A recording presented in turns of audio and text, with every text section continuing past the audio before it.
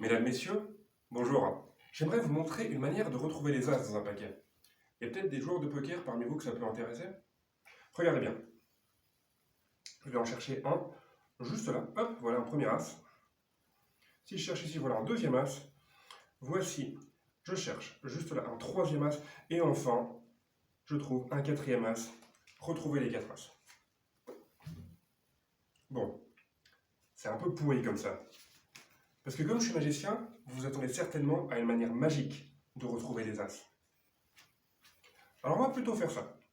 On va les perdre dans l'ordre pique, cœur, trèfle, carreau, et les retrouver dans l'ordre pique, cœur, trèfle, carreau. Alors bien sûr, si je les perdais tous au même endroit, ça n'aurait aucun intérêt. Parce que si j'en retrouve un, eh ben, par déduction, j'ai retrouvé les trois autres au même endroit. Mais là, non, on va essayer de les perdre à des endroits différents du paquet. Hop. On va commencer par perdre l'as de pique, quelque part, dans le premier paquet, juste là. Ensuite, je mets le cœur, et on peut déjà voir que ni proche du dessus, ni au-dessous, il y a d'as. Pareil, je sandwich l'as de trèfle entre deux paquets, toujours, ni en dessous, ni en dessus, et l'as but not least, l'as de carreau juste là. Et là, ce que je vais vous demander de faire, c'est devant votre écran, de tendre les mains vers le paquet et de répéter une formule magique très ancienne avec moi. Wiki, wiki, wiki. Incroyable! Parce que là, il y a un miracle qui vient de se produire. Regardez bien, il y a un as, enfin pas un as, mais une carte dans le paquet qui s'est retournée. Alors comme vous l'avez vu, c'est pas un as, c'est un 7.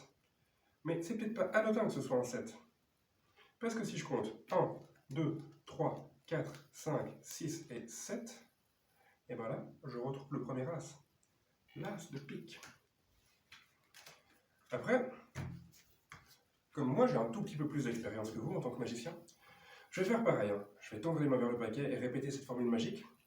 Wiki, wiki, wiki. Et là, regardez bien, à nouveau un miracle, mais cette fois-ci, c'est directement l'as qui se retourne. Alors, ça ne va pas marcher indéfiniment. Si je continue à faire des wiki, wiki, wiki, là, il ne se passe plus rien.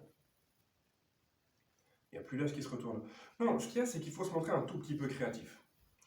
Et on se rappelle de l'ordre. On a dit pique, cœur, trèfle, carreau. Donc, on a retrouvé le pique. Et le cœur, cette fois-ci, c'est l'as de trèfle qu'on recherche. Donc, on va épeler son nom. A, S, D, E, T, R, E, F, L, E. Et là, si tout se passe bien, ne vous inquiétez pas. Je suis en maîtrise de ce qui se passe. Non, je vous dis que je suis en maîtrise de ce qui se passe parce que c'est bien l'as de trèfle que j'ai retrouvé.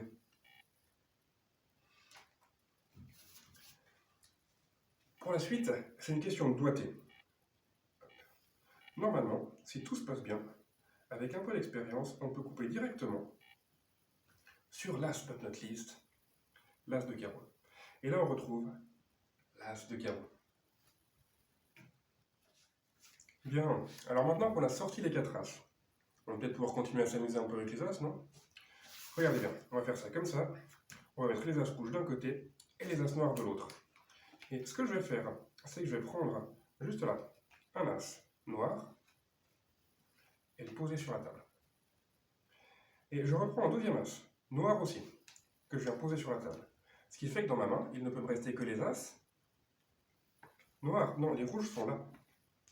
Je vais refaire ça un peu plus lentement. Et je vais vous expliquer un tout petit peu comment ça marche. Regardez bien. En fait, ce que je fais, c'est que je prends un as noir. Mais je ne donne pas l'as, je donne la deuxième carte. Ce qui fait que je donne un as rouge. Et je fais ça une deuxième fois. Je peux montrer un as noir. Mais si encore une fois, je prends la deuxième carte au lieu de la première, je donne un as rouge à la place des as noirs. Mais comme je suis vraiment magicien, je peux vraiment les faire changer de place. Et j'ai ici les as rouges, et ici, encore une fois, les as noirs. Ah, je sais, ça énerve. Non, puisqu'on est là, on peut continuer avec les as, si ça vous plaît toujours. On va essayer de les retourner. Alors, je peux les retourner normalement, en retournant un comme ça, par exemple l'as de pique, en les retournant tous ensemble.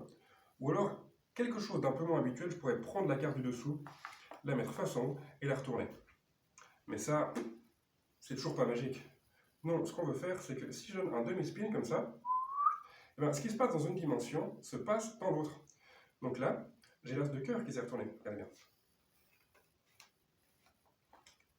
Et je peux faire pareil avec le trèfle. Hein. Si je fais un demi-spin comme ça, regardez bien, cette fois-ci, hop, c'est l'as de trèfle qui se retourne. On peut faire pareil hein, avec le carreau. On se rappelle, si je fais ça, cette fois-ci, hop, je peux retourner l'as de carreau. Et c'est vraiment en faisant ce demi-spin. Parce que si je faisais rien, que simplement, je vous montrais les cartes comme ça, il ne se passe rien. Mais c'est vraiment en faisant ce demi-spin qu'on arrive à retourner l'as de pique, cette fois-ci, et encore une fois, à les trier avec les as noirs d'un côté et les as rouges de l'autre. Voilà, maintenant vous comprenez pourquoi plus personne ne veut jouer au poker avec moi.